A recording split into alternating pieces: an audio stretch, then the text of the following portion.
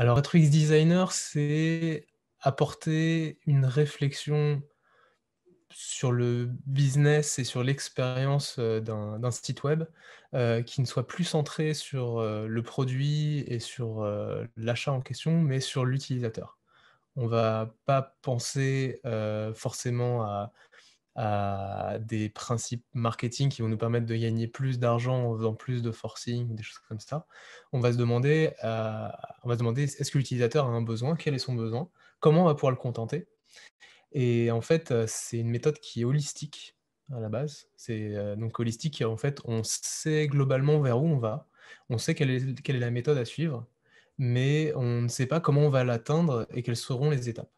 Et en fait, on est assez confiant, maintenant pour se dire ça, parce qu'il y a énormément d'entreprises qui ont emprunté, ces mêmes chemins et qui ont réussi à faire de très, très, très belles choses et donc tous les GAFA, sont centrés, sur, l'expérience utilisateur depuis des années et travaillent avec des UX designers et donc on a pour le coup cette belle pub qui montre que l'expérience, Mmh. prime quand elle est vue du point de vue utilisateur plutôt que des enjeux business purs.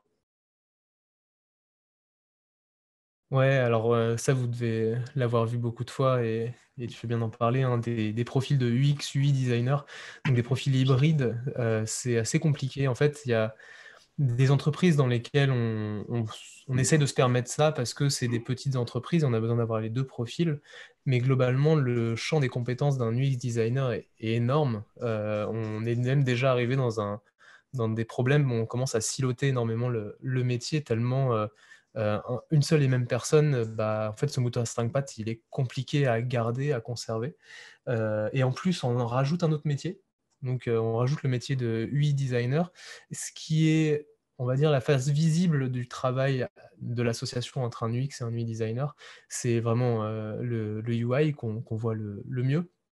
Et donc, ce qui est compliqué, c'est que beaucoup de gens, en fait, se projettent sur ce qu'est un UX designer seulement par le côté, UI, alors qu'en fait, c'est vraiment une entièreté et un process qui avance tranquillement avec les différentes compétences. Donc, on commence beaucoup par de l'UX et puis ensuite on entremêle l'UX et l'UI et ensuite on laisse, l'UI même un peu naviguer tout seul. C'est un peu comme si on disait, j'ai un profil chef de projet dev, qui s'occupe, un peu de tout et en même temps, bah, pas forcément de sa compétence, à part entière, donc c'est un peu compliqué. Donc du coup, il y a beaucoup de doubles profils qui existent et le problème, en fait, quand on voit des étudiants en reconversion ou alors même des étudiants, ou des personnes qui ne savent pas forcément sur quel métier aller, le problème, c'est de se dire qu'on est UX designer, on est graphiste, on a envie de faire de l'UX et on se fait embaucher dans une boîte dans laquelle on va être UI, UX. Et ben, en fait, il faut être très clair sur nos missions parce que globalement, vous allez être embauché pour 90 du métier sur lequel vous, vous êtes déjà formé. Et donc, en fait, bah, vous allez pas abandonner votre ancien métier de graphiste qui est devenu maintenant UI designer pour devenir UX designer. Au contraire, vous allez, conserver votre casquette d'UX designer et donc c'est toujours compliqué parce que bien sûr, on lâche du lest d'un côté et on se dit: «Bah, c'est une vraie reconversion en fait». On change de métier et on repart pas de zéro parce qu'on a des bases, mais il faut accepter de lâcher énormément de lest, surtout pour, toucher en fait ce qui pourrait être intéressant en UX, et qu'on n'a jamais vraiment vécu. Donc il y a plein de compétences, que ce soit de la recherche, de la gestion d'ateliers, enfin c'est extrêmement varié tout ce qu'on peut faire en UX design et malheureusement vous pouvez vous contenter à faire des maquettes sans savoir pourquoi et derrière, même pas les finaliser en UI et les donner à un UI, designer et en fait, le sens dans votre métier, vous allez le perdre très rapidement et c'est ça qui est très intéressant en UX design. On trouve beaucoup de personnes qui sont en quête de sens dans leur métier, qui soit font, du graphisme depuis des années, mais bon voilà, ils ont une appétence, mais ils savent pas forcément pourquoi ils le font, pour comment ils justifier ses choix, à part le fait de se dire qu'on a une fibre. En UX, on est obligé de justifier un peu nos choix, donc c'est clairement, ouais, c'est clairement ce qui arrive assez fréquemment. Ouais, alors, je suis psychologue social, donc Ouais. c'est un, comment dire? Vous connaissez tous la sociologie, hein, qui est de s'intéresser, au groupe. En psychologie sociale, on s'intéresse à l'individu au sein du groupe et donc là, quand on parle d'individu au sein du groupe, on fait le penchant sur le web. Donc en gros, on s'intéresse à l'utilisateur au sein d'une interface. Donc on est dans un contexte qui est très spécifique, sur lequel j'ai énormément de clés pour essayer de comprendre ces individus-là. Et en fait, l'UX design est né d'un courant donc, qui est plutôt l'ergonomie, donc qui est encore une fois une branche un peu détournée de la psychologie sociale, même de la psychologie tout court. Et donc les ergonomes qui étaient à l'ancienne ergonome IHM, interaction homme-machine, qui est un terme toujours intéressant, même s'il est un peu vieillot, c'est intéressant de se rendre compte que, bah, voilà, on est en train s'interroger à comment un utilisateur va pouvoir interagir avec son interface qu'il a en face de lui, que ce soit un téléphone portable, que ce soit un ordinateur, une montre, n'importe quoi. On va se demander, mais en fait, comment il peut interagir avec lui? Est-ce que le système va le comprendre? Et donc mon métier, donc, qui était plutôt axé sur de la recherche, m'amenait à creuser grâce à des différentes méthodes pour comprendre vraiment l'intérêt que les personnes avaient, des process cognitifs aussi en changeant. Donc en fait, voilà, arriver à d'être, psychologue social à UX designer, c'est un chemin qui est à peu près classique maintenant pour un bon tiers des UX designers. Donc sciences humaines au sens large, hein, je parle de psychologie sociale, psychologie cognitive, ergonomie, hein, naturellement. C'est vraiment c'est même pas des métiers, en fait. Tout le monde a psychologue dans la tête en imaginant que je vais faire entrer des personnes dans mon bureau et je vais les faire s'allonger sur un sofa. Donc ça, c'est 5 des psychologues et en fait, psychologue, c'est pas vraiment un métier. Vous avez, des psychologues du travail, vous avez, des psychologues qui travaillent dans des hôpitaux. Enfin, il y a vraiment tout type, à partir du moment où on s'intéresse à l'humain. C'est comme la médecine, hein, on est médecin, mais c'est extrêmement précis. Et en tout cas, ce qui nous intéresse, nous, là, aujourd'hui, en psychologie sociale, psychologie, cognitive, c'est qu'on a depuis, 40 ans des gens qui s'intéressent aux individus dans différents contextes. Moi, je me suis prêté d'intérêt très rapidement pour le web et savoir comment les gens, naviguaient dans ce nouvel, écosystème qui avait ses codes, ses règles, sur lesquelles, en plus, on a la règle du plus fort du marché qui va essayer de dominer et de faire dominer un peu les patterns pour montrer aux gens que, bah, tiens, sur Facebook, maintenant on fait tous des likes, alors on fait tous des likes partout parce que Facebook l'a fait dans son temps. Et donc avec, un peu mon envie de contredire tout ça et de comprendre si c'est vraiment bien ou pas pour les individus, bah, je me suis un peu lancé dans ces, dans ces combats qui au final, me font arriver sur, des événements comme on pourrait voir sur, comme Horizon UX où on s'intéresse à traiter sur, l'éthique dans tout ça, l'inclusivité dans tout ça, les émotions, comment on fait pour gérer ça? Et donc voilà, j'ai un profil qui est assez particulier parce que moi, en tant que psychologue, j'ai un code de déontologie qui fait que les personnes que j'ai en face de moi ou les individus avec qui, je travaille ou pour qui je travaille sur des interfaces, bah, déontologiquement, je ne peux pas, m'amuser à faire n'importe quoi avec eux et je me dois de respecter leur entité et faire attention à comment ils arrivent sur ma plateforme et comment je leur fais partir de cette plateforme-là, pour que l'émotion, au moins à minima, l'émotion dans laquelle je les amène, ne soit pas négative et que je les laisse pas, dans une dépression, s'enfuir, Mmh. alors qu'ils étaient arrivés juste pour avoir un résultat de recherche ou trouver un produit, enfin, Mmh. des choses comme ça qui, voilà, qui amènent à s'intéresser à l'individu de manière très générale. Alors c'est très compliqué une journée type, comme beaucoup de métiers, ça dépend vraiment des prestations qu'on est en train de faire. Heu, on va dire qu'il y a en fait, je sais comment je vis ma journée pour qu'elle soit la plus optimale, on va dire. Donc typiquement, je ne lis pas mes mails le matin, sinon je suis enfermé, dans mes mails, pendant, 2 heures et donc je suis contre-productif. Sachant que je suis, une personne qui est assez productive le matin. Donc, le matin, il faut que je travaille sur un sujet de fond, cloisonné, et ensuite, je peux partir en fin de matinée à lire des mails. Je sais qu'après manger, de 14 heures à 15 heures, c'est une heure horrible. Je ne prends pas de réunion, je ne prends pas de décision, parce que, bah, comme vous tous, hein, on est en train de digérer et juste il faut accepter et son corps est comme ça. Donc, je fais tout pour ne pas, prendre de décisions fondamentales à ce moment-là. Mmh.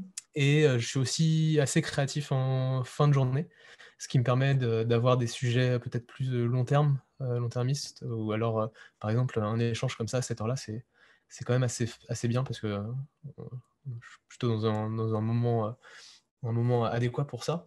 Ça, c'est vraiment quelque chose qu'on a remarqué avec mon collègue et sur lequel on essaye de vraiment, statuer tous les jours à être à peu près rigoureux vis-à-vis de ça. D'avoir, vraiment conscience de notre rythme personnel et qui est pas le même pour tout le monde. Nous, on essaye de l'appliquer un petit peu à nos étudiants pour avoir quelque chose d'un peu homogène. On peut pas faire tant de cas par cas. Mais globalement, voilà, savoir bannir les mails le matin, essayer au maximum, de travailler sur des sujets de fond, tout de suite, dès que vous êtes arrivé à votre poste.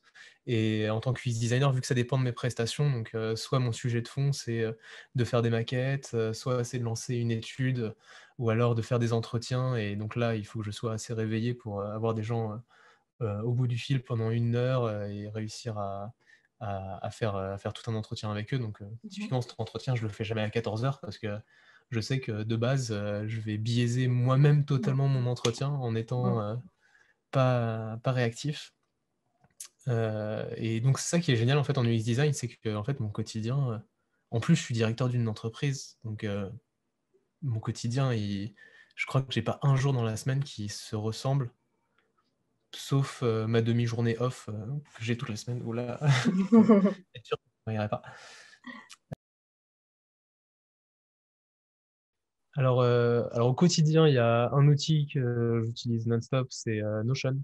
Donc il y a un outil, une plateforme de gestion de contenu, j'ai cherché pendant des années à trouver un outil qui me permettait de me sustenter à ce niveau-là. Alors on est passé par le Drive, on est passé par Dropbox, on est passé par Airtable, on est passé par, plein d'outils, des Trello, des choses comme ça. Mais en fait, ils ne faisaient pas tous, le besoin qu'on avait, c'est-à-dire juste de tout mettre au sein d'un même endroit et d'avoir un degré de liberté qui était, maximal. Et donc Notion pour moi, c'est, l'outil où je suis l'avancée de mes projets, que ce soit avec mes clients, parce que c'est un espace partagé que j'ai avec tous mes clients, que ce soit avec mes collègues, que ce soit avec, même sur des projets un peu éloignés, des projets perso maintenant aussi. Donc ça, c'est extrêmement important, et surtout que derrière, il y a des outils que je peux pas remplacer, comme Figma par exemple. En tant que UX designer, je conçois exclusivement sur Figma. Et donc ça, je pourrais pas le remplacer, ou des outils comme Miro. Donc il y a Miro, Mural, plutôt équipe Miro, par la force des choses, qui fait que c'est quand même un des 2 meilleurs, on va dire. Mmh. Mais voilà, c'est des outils qui me sont très utiles quand je vais faire un atelier d'idéation maintenant qu'on est à distance. Le but, c'est d'avoir un outil simple dans lequel je peux amener, n'importe quelle personne en réunion à venir et à me rejoindre, à travailler de manière collaborative. Et donc ouais, Miro, Figma, Notion, on va dire c'est ce qui est le plus important. Après, les mails, j'essaye de me détacher de Gmail. Ouais. Il y a trop On de a mails. bien compris.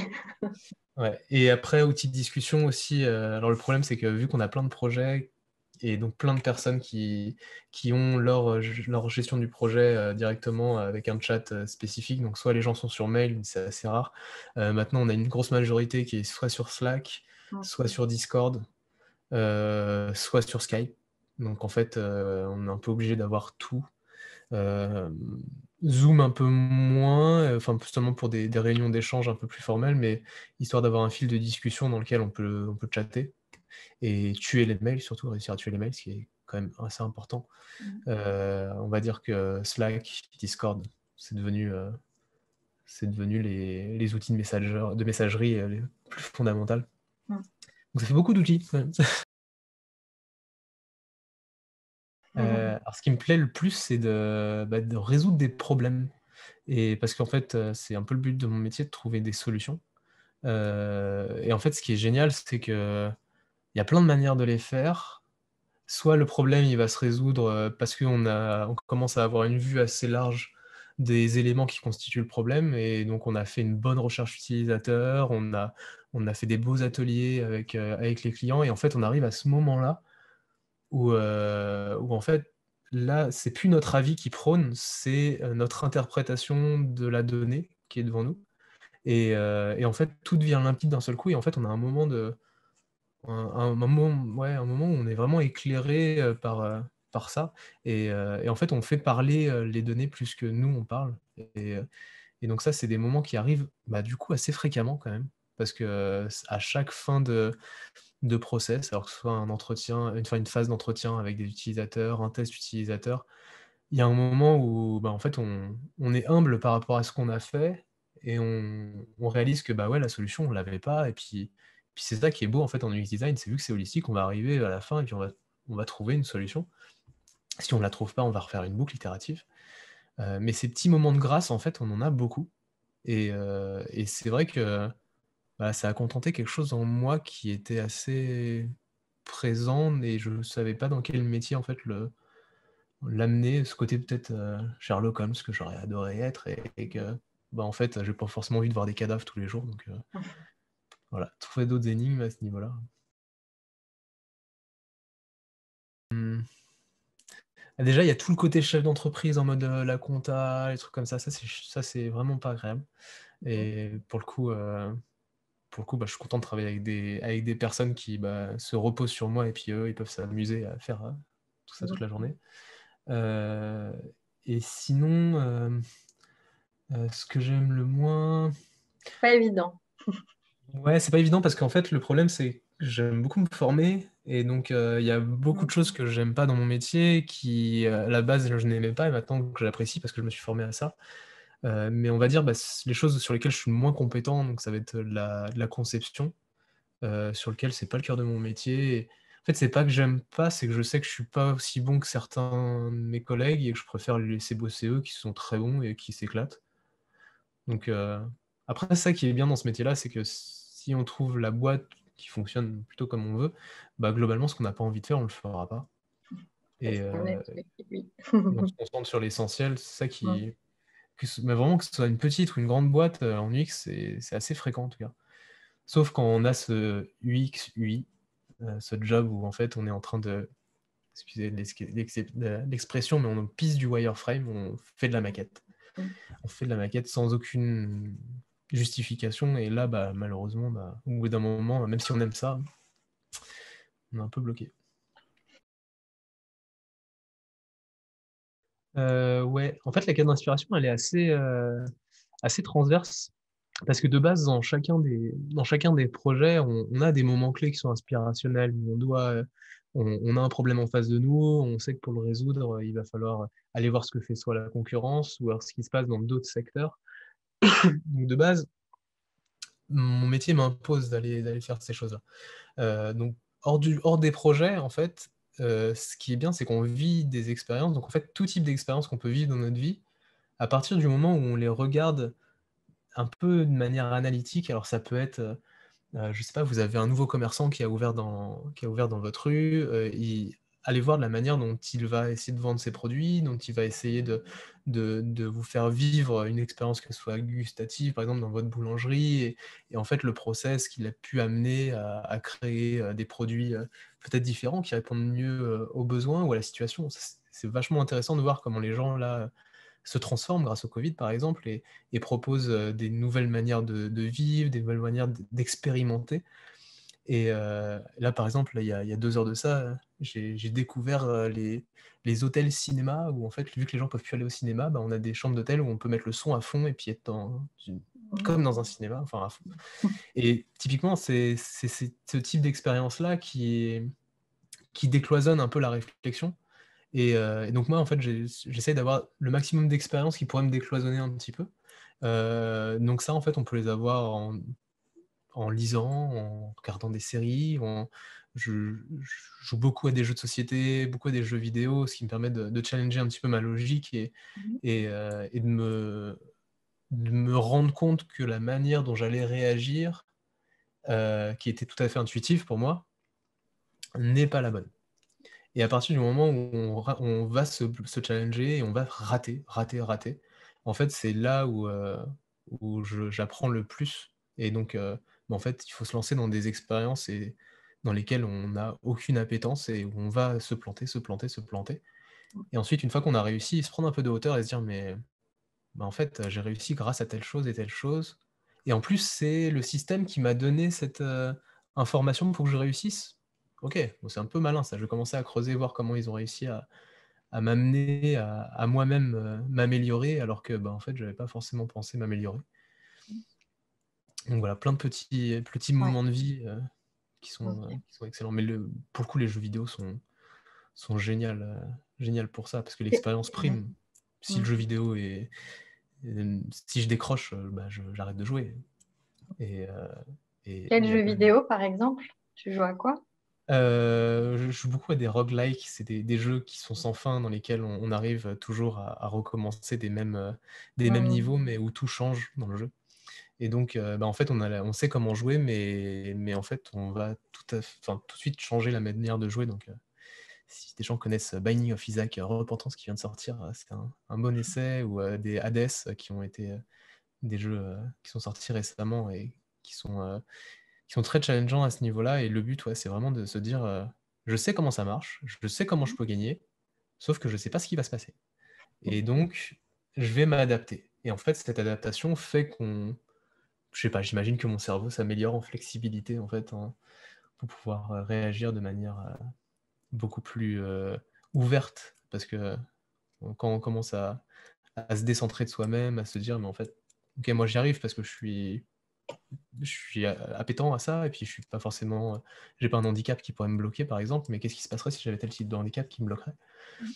Et là, voilà, on commence à rentrer dans des réflexions un peu plus fortes. Et pour le coup, je travaille beaucoup avec des personnes qui travaillent dans le jeu vidéo, qui se posent ces questions-là. Et c'est un sujet sans fin et qui est passionnant, qui est passionnant. Alors, ce qui est essentiel, et ça, je le remarque avec tous les UX designers qui sont autour de moi, c'est une certaine bienveillance qui n'est pas fausse. Il y a certains UX designers qui ont une fausse bienveillance, et on les remarque très rapidement, que ce soit sur des communications qu'ils essaient de faire personnellement, avec des mises en avant un peu, où ils veulent se vendre un peu plus. Mais globalement, un UX designer, c'est une personne de l'ombre. Si son métier est bien fait, on ne le sait pas qu'il y a eu quelque chose qui a été fait. Et donc, c'est des personnes qui sont assez humbles, assez bienveillants, des personnes qui sont très ouvertes d'esprit, qui vraiment regardent, essayent de regarder à travers, leurs yeux, mais leurs yeux qui peut être impactés de plein d'expériences de vie, de personnes qu'ils ont rencontrées. Et en fait, nos yeux du UX designer, bah, sont la résultante de tous les gens qu'on a pu croiser. Donc ça, c'est assez intéressant, et c'est quelque chose que je dis beaucoup à des jeunes qui veulent faire de l'UX design, très rapidement, qui ont peut-être une fibre artistique, ou qui pensent vraiment à savoir comment amener les choses. C'est que globalement, en fait, votre avis, on s'en fout. Tant que vous ne m'étayez pas quelque chose qui se base sur une connaissance d'un utilisateur, globalement, la manière dont vous interprétez les choses, ça ne m'intéresse pas.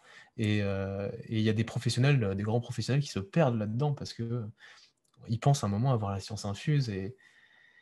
Et l'intuition, c'est compliqué l'intuition. C'est compliqué de savoir comment on a eu cette intuition et comment elle est née. Mais bon, l'intuition, ça se travaille, et ça se travaille par plein d'expériences personnelles. Donc, si on n'est pas bienveillant, on a un peu moins d'expérience professionnelle et personnelle. Donc voilà, bienveillance, être humble, et ouais, une ouverture d'esprit qui nous amène à voir le monde à travers des yeux un peu neufs à chaque fois, et très critique, très critique. Hem, alors, Heu, la période est très bizarre. Donc de base, les gens qui recrutent le plus sont, des personnes qui vont proposer des services ou des produits qui sont à l'attention d'un grand nombre.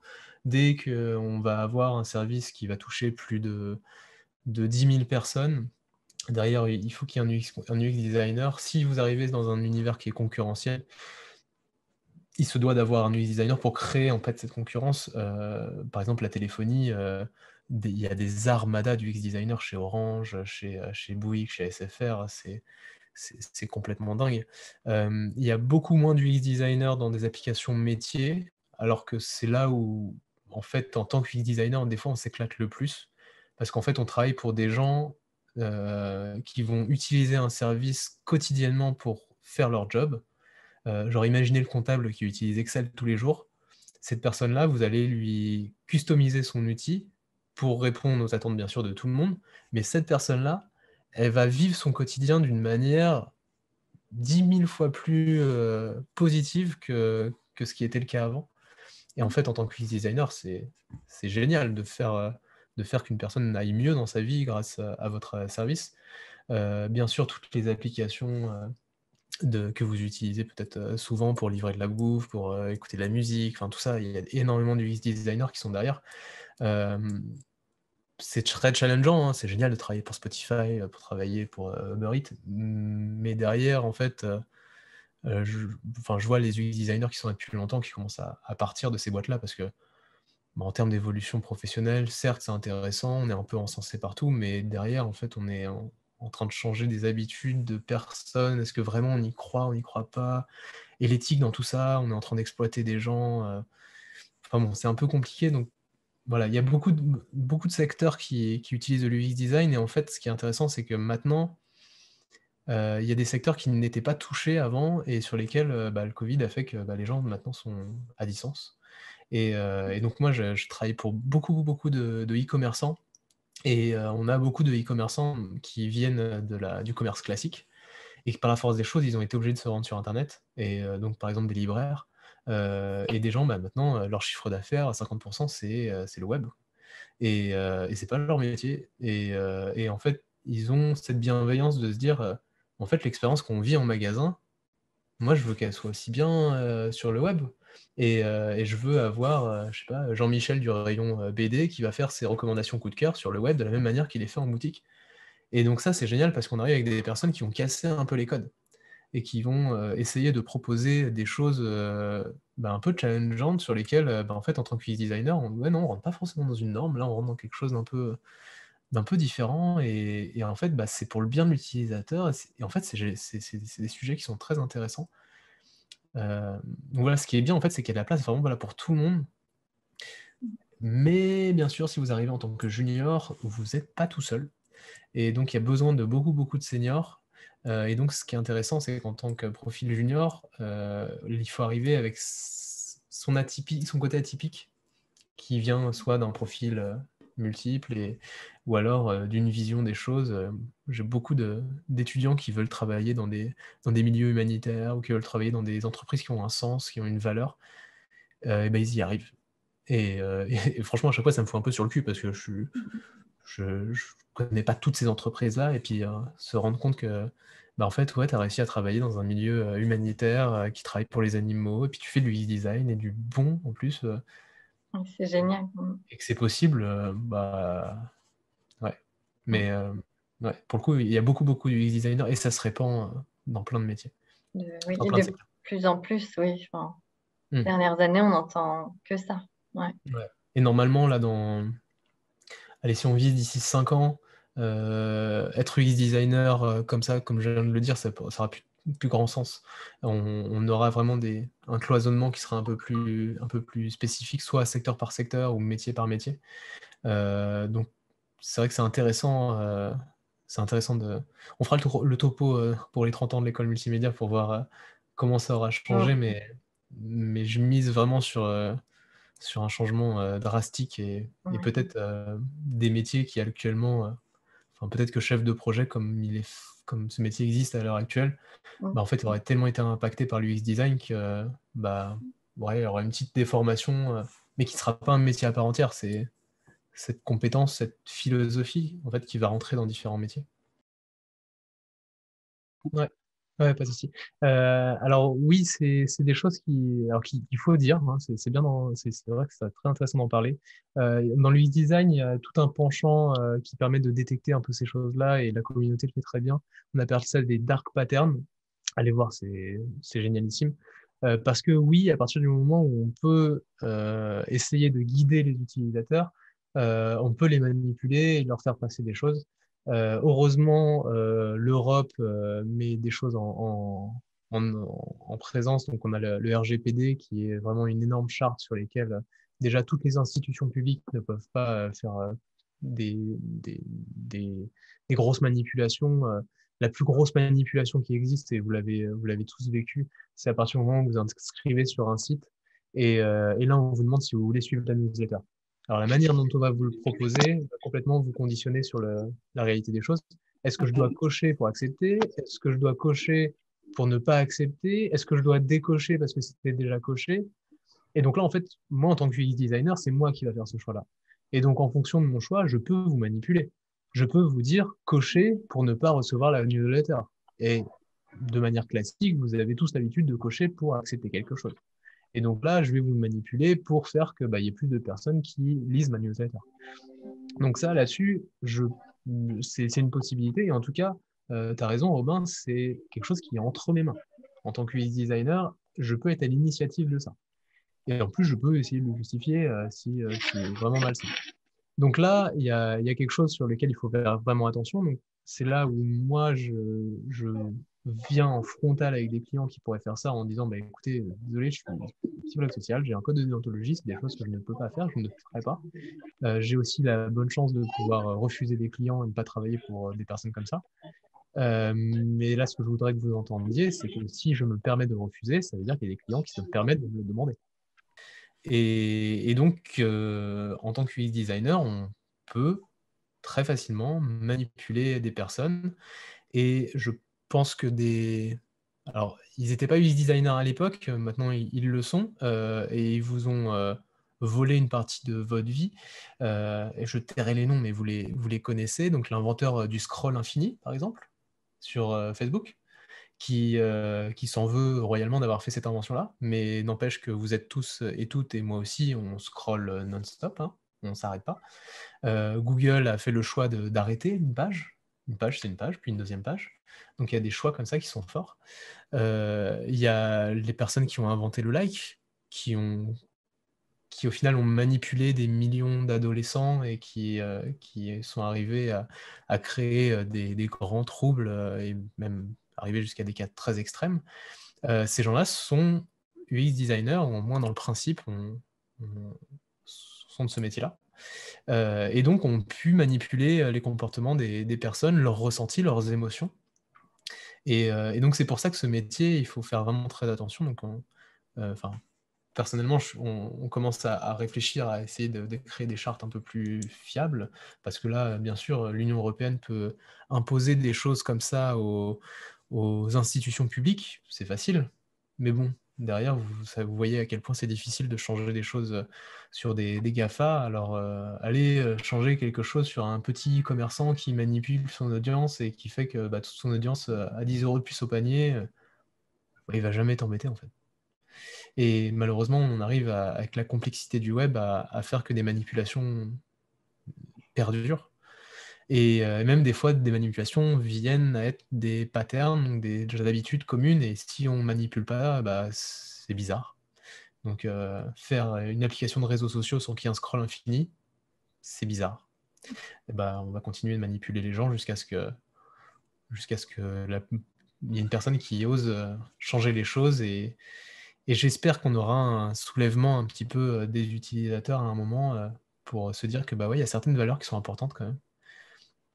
Donc je pense que notre génération, l'est parce que, bah, on a commencé à vivre, tous ces changements fondamentaux. Donc voilà. Ouais, c'est un peu le problème aussi d'avoir une vision de normalisation des choses. En fait, au bout d'un moment, en UX design, on se rend compte qu'il est beaucoup plus intéressant de faire quelque chose dont les gens sont habitués, plutôt que de les amener dans des retranchements un peu plus compliqués et à essayer de changer un peu leurs habitudes.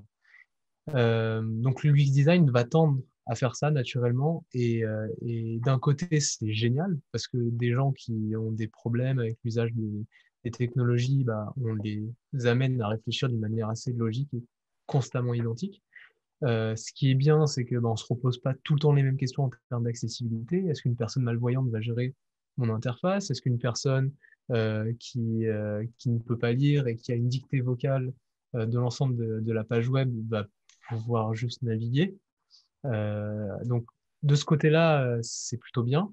D'un autre côté, c'est vrai qu'on a un aspect de la créativité qui était enfin, initialement on va dire qu'il sortait comme ça, de manière relâchée, sans pour autant qu'il y ait de cadre, qui n'existe plus trop. Alors si vous le retrouvez encore, allez naviguer dans les pages de parfums, vous allez vivre des expériences qui sont incompréhensibles, mais voilà, c'est le luxe. Et en fait, dans le luxe, on peut continuer de faire ça. Parce qu'en fait, le luxe se permet le luxe de ne pas être inclusif. Et pour eux, bah, c'est pas grave si tout le monde vient pas acheter leur parfum, puisque du coup, ils vendent tellement cher leurs parfums qu'ils peuvent se permettre ça. Et donc ils se permettent de cette créativité qui est une vieille créativité en fait. C'est la créativité qu'on imaginait dans les années 90 et qui nous a amené à faire des expériences complètement insolites, mais qui nous a aussi amené à créer des choses qui n'auraient jamais été, possibles parce qu'une personne a poussé un sujet, mais à son terme et a arrivé à proposer une expérience qui était, complètement hors norme et qui a derrière apporté peut-être un changement fondamental dans le web. Donc ça, c'est sûr qu'on en aura de moins en moins, mais heureusement parce que les usages, on va dire se normalisent. On a tous l'habitude d'aller faire une recherche sur le web, on a l'habitude, de discuter avec des gens sur le web, on a l'habitude de lire des choses, de voir des vidéos, en fait, ces comportements qui, il y a de ça, 20 ans, étaient tout nouveaux et puis, bah, Dailymotion le faisait d'une manière, YouTube le faisait d'une manière, Vimeo le faisait d'une manière et puis, bah, celui qui est sorti du lot a fait que c'était une norme. Mais on n'est plus, en fait, dans cette période-là et le design de cette période-là n'existe plus, n'existera plus. Maintenant, on a des sursauts d'innovation, de créativité qui sont plus liés au service en lui-même. Donc on arrive avec des plateformes qui, bah, au final, on n'imaginait pas que ça aurait pu être possible d'avoir un format comme ça, que ce besoin existait. Donc là, par exemple, vous avez tous peut-être entendu parler de Clubhouse, qui est maintenant Facebook, qui vient il y a quelques jours de sortir, ou qui va sortir son concurrent et au final de se dire un réseau social de podcast, bah, en fait, personne n'a vraiment eu l'idée et donc là, en fait, la créativité arrive et on a un nouveau sujet, un bac à sable, vierge, dans lequel il y a aucun chat qui est venu pisser et on va pouvoir s'amuser et donc à partir de ce moment-là, bah, ouais, la créativité va rentrer en jeu. Mais la créativité va rentrer en jeu, c'est pas dans un garage, comme à l'ancienne, dans San Francisco, mais on est, voilà, dans une petite start-up qui va amener cette créativité et changer un peu la manière d'imaginer, un service par en l'amenant sur un autre service. Donc voilà, mais c'est beaucoup plus rare, il y en a de moins en moins et je pense que tous les médias de tout temps ont fait ça, enfin la littérature, le temps qu'elle se renouvelle et ou même l'art, la peinture. Regardez la force qu'un courant artistique peut avoir et la manière dont il persiste. C'est des, dizaines d'années, même des centaines d'années.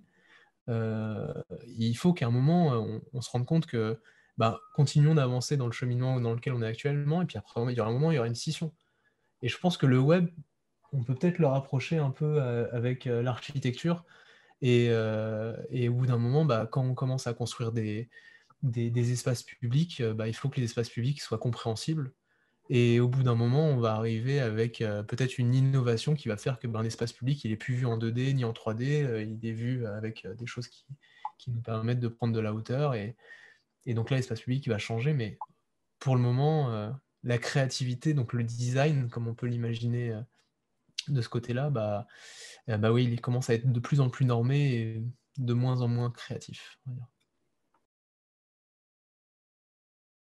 Il faut que tu comprennes un petit peu la manière dont les process marchent en interne dans l'entreprise. Donc en fait, pour ça, il faut que tu puisses t'immiscer un petit peu dans la réalité de leur quotidien. De manière naturelle, tu vas avoir un entretien à un moment, donc ce sera des questions que tu Mhm. pourras commencer à poser. De manière un peu détournée, je t'invite à... Alors, peut-être, bon, imaginons que tu te dises, OK, je vais essayer de rentrer dans une grosse boîte. Donc là, en fait, tu sais que tu auras un N+1, tu l'as détecté, tu l'as peut-être spoté un peu sur les réseaux sociaux. Derrière, tu peux commencer à parler à tes futurs collègues ou parler à des gens qui bossent dans des services où tu sais qu'ils sont interconnectés. Tu sais Mhm. qu'il y a un mec qui bosse à la gestion de projet ou qui est graphiste ou UI designer, il va bosser avec des UX. Et donc, essaye de comprendre un petit peu quelles sont leurs marges de manœuvre, leur fonctionnement. C'est souvent des sujets sur lesquels les gens ils sont quand même aptes à parler. Après, voilà, je ne vais pas te dire de faire ça dans le monde bancaire, hein, c'est pas forcément l'endroit où on va plutôt parler de ce qui se passe en interne. Mais il faut que tu comprennes quelle est leur vision des choses. Parce que, tu vois, par exemple, un poste comme UX, UI designer, ça existe, il y en a beaucoup. Pourtant, il y a des gens qui le font bien, il y a des gens qui le font moins bien. Il y a des gens qui vont te dire, bah, en fait, moi, tu vas pas, on va peut-être pas prendre UX UI designer, parce que toi, tu es développeuse. Imaginons qu'il y a un poste, je veux un développeur UX designer. Tu vois, je veux faire de la conception et de la production tout en un.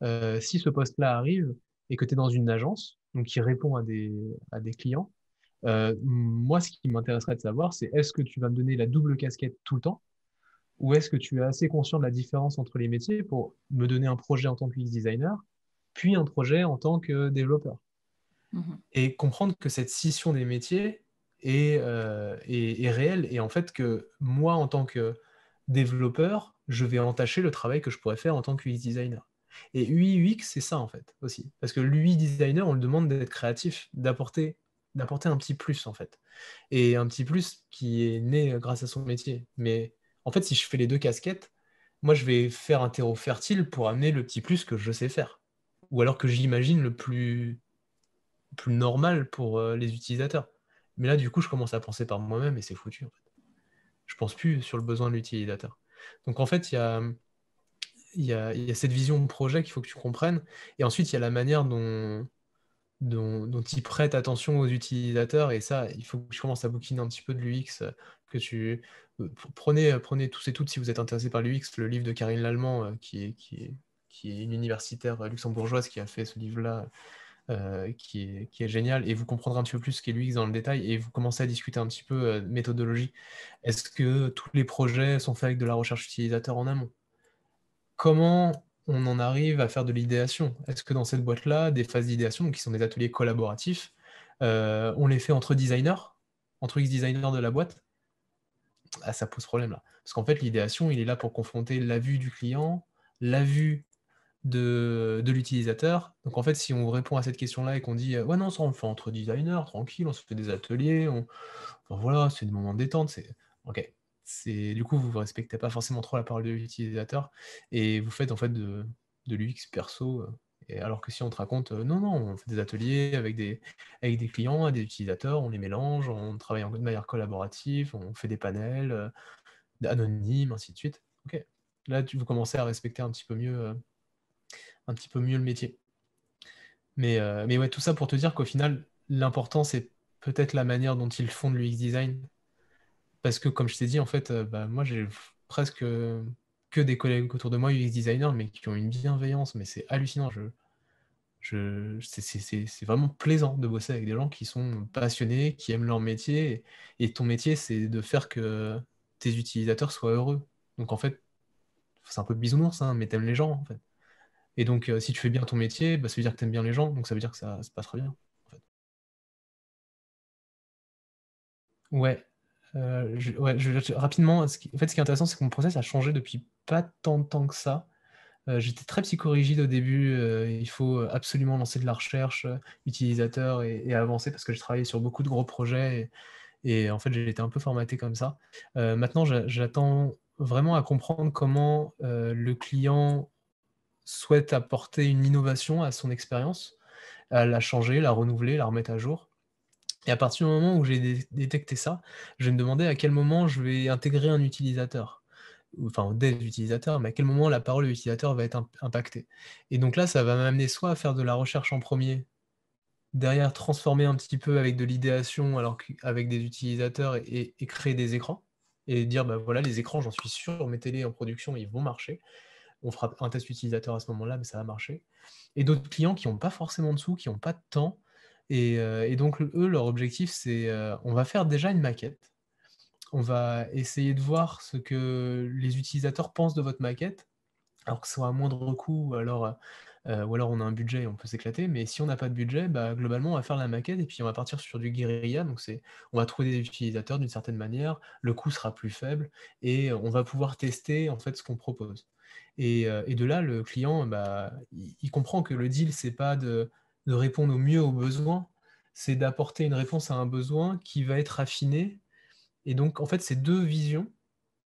Maintenant, je jongle beaucoup avec. Donc, mon processus de travail, il est plutôt en train de demander au client déjà quel budget que tu veux mettre derrière et est-ce que tu veux rapidement avoir quelque chose sous la main, montrer, bah voilà, mon projet, c'est ça, on a mis 3 semaines à le faire, il est là. Ou alors, est-ce que tu es apte et conscient qu'il faut attendre peut-être 3 mois pour le faire et tu l'auras, mais il sera parfait. Mais il va falloir que tu attendes 3 mois. Ou alors, est-ce qu'on peut l'avoir tout de suite et dans 3 mois, il sera parfait? Mais ça, c'est vraiment 2 conceptions différentes et pour le coup, je bosse beaucoup avec des startups qui ne peuvent pas attendre 3 mois et qui ont besoin d'avoir quelque chose sous la main très rapidement à tester et à montrer, parce qu'il faut qu'il y ait des financements qui arrivent aussi. Et donc les deux sont intéressants, et donc voilà, je jongle un peu avec ça. C'est peut-être la plus belle des doubles casquettes. Donc pour le coup, product owner, on évolue beaucoup dans un milieu agile, pour ceux qui ne connaissent pas forcément ce métier-là. Maintenant, on peut avoir des product owners sans évoluer trop en agile, mais bon, voilà, c'est une méthode qui est quand même assez intéressante. Le product owner est, pour moi, un peu le nouveau chef de projet, de manière commune. Et en fait, ce qui est intéressant, c'est que beaucoup de mes anciens étudiants deviennent product owners. Mon collègue s'est formé il y a très peu de temps à Stanford sur du product ownership pour pratiquer ce métier-là. Et en fait, c'est la dernière brique qui m'a fait réaliser la puissance de mon métier. Puisqu'en fait, UX designer, on est très décorrélé du business. Comme je vous l'ai dit, on s'en fout un peu du business. Nous, ce qui nous intéresse, c'est que l'utilisateur il soit heureux. Et le product owner, lui, il a un peu les deux côtés. Il a le business doit marcher et l'utilisateur doit être heureux.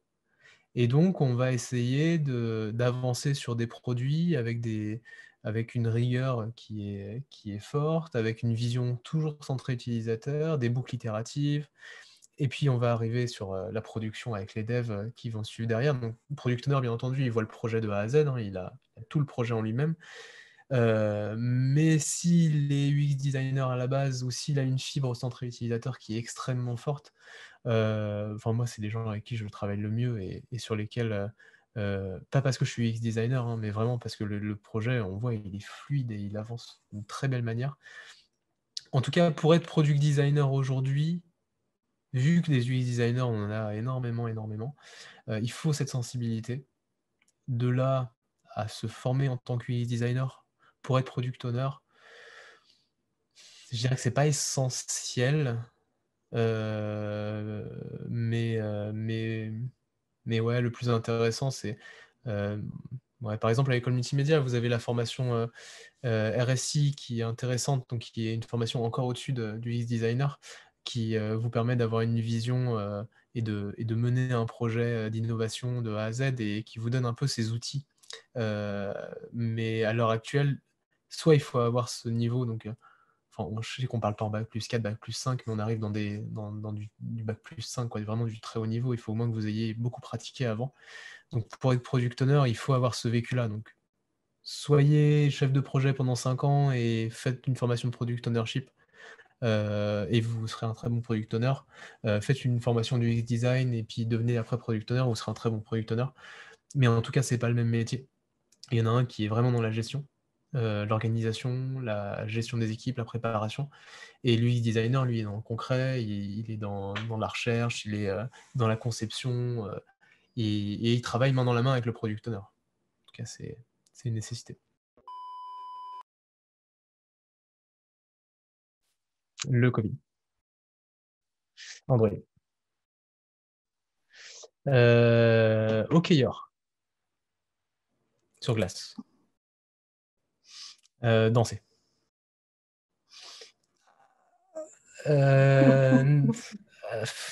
YouTube. Les réels. Wow, ma dernière recherche Google. Wow, j'en fais trop. Ah, bon. Ok. Tu l'as pas en tête en tout cas. Non, désolé. Non. Le Japon, je dirais. Ouais, je pense que je volerai, hein. On va pas faire compliqué.